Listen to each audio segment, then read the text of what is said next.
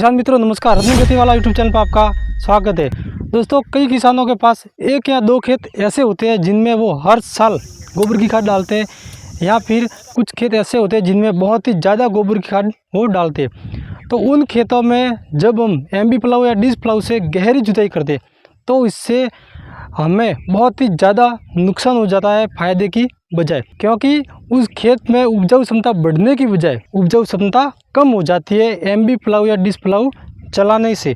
दोस्तों, इसके पीछे क्या कारण है इसको मैं आपको थोड़ा सा विस्तार से बताऊंगा इस वीडियो में। अगर आपको ऐसे खेतों में गहरी जुताई एमबी प्लाऊ या डिस्क प्लाऊ से करनी है तो आपको कुछ बातों का ध्यान रखना पड़ेगा, जिससे आपकी जो गोबर की खाद है वो ख़राब नहीं होगी, बर्बाद नहीं होगी और आपको नुकसान भी कुछ भी नहीं होगा। बहुत से किसान इसमें ये सोचेंगे कि भाई एमबी प्लाऊ डिस्क प्लाऊ से फ़ायदे होते हैं। दोस्तों, बिल्कुल होते हैं, लेकिन दोस्तों एमबी प्लाऊ और डिस्क प्लाऊ से गहरी जुताई करने पर नुकसान होता है। इस बात को आपको समझना पड़ेगा, और अगर आपने ये वीडियो पूरा देख लिया तो आपके सारे के सारे भ्रम दूर हो जाएंगे। वही दोस्तों, अगर आप ज़्यादा गोबर की खाद डले हुए खेत में गहरी जुताई करना चाहते हो तो इसका भी मेरे पास उपाय है, और जो मैं आपको इस वीडियो के लास्ट में ज़रूर बताऊंगा। और कुछ बातों का ध्यान रखते हुए, कुछ सावधानी रखते हुए आप उन खेतों में गहरी जुताई कर सकते हो और आपको कुछ नुकसान भी नहीं होगा। तो चलिए दोस्तों, जानते हैं कि ज़्यादा गोबर की खाद डले हुए खेत में गहरी जुताई से हमें नुकसान क्यों होता है। दोस्तों, जब हम गहरी जुताई करते हैं ज़्यादा गोबर की खाद डले हुए खेत में तो उससे सूखी मिट्टी अचानक नीचे जाती है और जो नीचे वाली नमी वाली मिट्टी होती है वो ऊपर आती है। और जब हम गहरी जुताई करते हैं ऐसे खेत में तो मिट्टी के ढेले तो बनते ही है, ज़्यादा बड़े नहीं बनेंगे तो छोटे छोटे बनेंगे ही। और दोस्तों, वही हमें बहुत बड़ा नुकसान हो जाता है। कैसे? क्योंकि जिस खेत में हमने ज़्यादा गोबर की खाद डाली है उस खेत में केंचुओं की मात्रा बहुत ज़्यादा होगी, उस खेत में मित्र कीट होंगे उनकी मात्रा बहुत ज़्यादा होगी, और उस खेत में फ़ायदेमंद बैक्टीरिया की मात्रा भी बहुत ज़्यादा होती है, और वही हमारी मिट्टी को उपजाऊ बनाते हैं। ठीक है, और वो रहते हैं मिट्टी में। जैसे जैसे नमी नीचे जाती है वो नीचे चले जाते हैं नमी के अंदर। लेकिन जब हम उस खेत में गहरी जुताई करते हैं, इससे जो नीचे ज़मीन में हमारे खेत में केंचुए थे, जो मित्र कीट थे, जो बैक्टीरिया थे अच्छे, वो सभी अचानक धूप में आ जाते हैं। वो सारे के सारे जीव ज़्यादा धूप के कारण मर जाते हैं, नष्ट हो जाते हैं, जो हमारे खेत को उपजाऊ बना रहे थे, जो हमारी मिट्टी को उपजाऊ बना रहे थे। अब आपके मन में एक और सवाल होगा कि जो भी जीव है हमारे खेत में जो गोबर की खाद से पनपे है वो नीचे चले गए नमी में, तो वो ऊपर कैसे आए। दोस्तों, वो ज़्यादा गहराई में नहीं जाते, हल्की नमी होती है वहाँ तक ही रहते हैं, ऊपर वाली हमारे खेत में परत होती है वहाँ रहते हैं। और जब हम अपने खेत में गहरी जुताई करते हैं तो खेत में जो मिट्टी होती है लगभग 8 से 10 इंच तक मिट्टी कट के पलटी होती है। ठीक है, इससे हमें नुकसान होता है। आपके जो गोबर की खेत में खाद डली हुई है उसका कोई मतलब नहीं रहेगा, उसका कुछ भी अर्थ नहीं निकलेगा, और हमें गहरी जुताई से इस प्रकार फायदे की बजाय बहुत बड़ा नुकसान हो जाता है।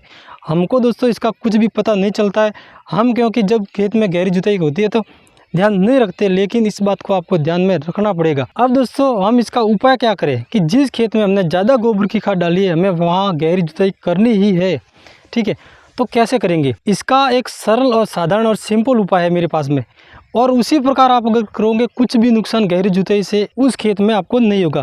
क्या करना है दोस्तों आपको कि जब भी अपने खेत में ज़्यादा गोबर की खाद वाले खेत में गहरी जुताई करनी है वहाँ नमी कर देनी है, फव्वारे से कर दो या फिर खुली सिंचाई से कर दो। ठीक है, और थोड़ा सा खेत सूख जाए, ज़्यादा सूखने नहीं देना, आपको ध्यान रखना है कि उसमें ढेले निकले वैसा सूखने नहीं देना है। और उस खेत में फिर आपको जुताई कर देनी है, गहरी जुताई एमबी प्लाऊ से करो आप या फिर डिस्क प्लाऊ से करो, कैसे भी करो। इससे जो आपके मित्र कीट है, केंचुए हैं, बैक्टीरिया, वो नहीं मरेंगे। और दोस्तों, जब खेत में नमी होगी और उसके बाद हम डिस्क प्लाऊ एमबी प्लाऊ से गहरी जुताई करेंगे तो उससे दोस्तों क्या होता है कि बारीक कटिंग होती है, मिट्टी के ढेले नहीं बनते हैं, सूखी मिट्टी नीचे नहीं जाती है, पूरे खेत में ऊपर से लेकर नीचे तक नमी एक समान होती है। ठीक है, और जो एमबी प्लाऊ या डिस्क प्लाऊ से केंचुए, मित्र कीट, बैक्टीरिया जो बाहर आएंगे वो जल्दी से नीचे चले जाएंगे, क्योंकि उनको नीचे जाने के लिए जगह मिल जाती है। और जो हमने पहली बार जुताई की थी उसमें ढेले मिट्टी के बने थे, खेत ज़्यादा सूखा था, सूखी मिट्टी नीचे गई थी, तो वो दोस्तों